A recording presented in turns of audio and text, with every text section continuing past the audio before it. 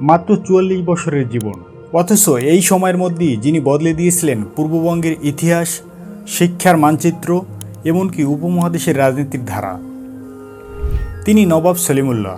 আজকে আমরা জানব এই অবিস্মরণীয় ব্যক্তিত্বের গল্প, যার অবদান ছাড়া বাংলাদেশের বুয়েট বা ঢাকা বিশ্ববিদ্যালয়ের কথা কল্পনাই করা যেত না। 1871 সালের 7 জুন ঢাকার আহসান মঞ্জিলে জন্ম নেন খাজা সলিমুল্লাহ। তার দাদা খাজা আব্দুল গনি ও বাবা খাজা আহসানুল্লাহ 19 শতকে সমাজসেবায় অগ্রণী ভূমিকা পালন করলেও সক্রিয় রাজনীতিতে আসেননি কেউই। কিন্তু সলিমুল্লাহ সেই ধারা ভেঙে রাজনীতির মাঠে সরাসরি পা রাখেন।